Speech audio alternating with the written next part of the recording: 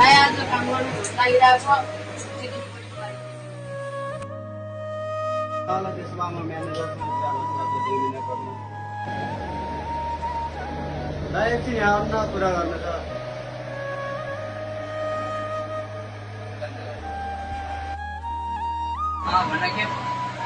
नयाँ बाइक थियो नि त्यसलाई आज थोरै बिराम भएर जस्तो गरेको छ।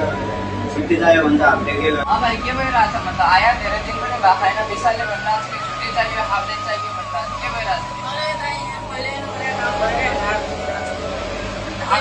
हात दुखिरहेछ भन्न हुने हो। यहाँ काम गर्न आयो थियो, नाटक गर्न थोरै आयो। काम गर्ने मान्छेले काम गर्नु परेन। यो कुरा काम गर्नुपर्छ बस। के भयो त अनि भाइहरू छुट्टीको कुराकानी भएन म्यानेजरसँग? छुट्टी दिन भन्यो अनि के गर्नु।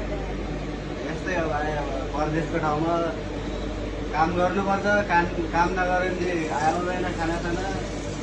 गर्न 2 दिनपछि मिलाउँछु छुट्टीको कुराकानी।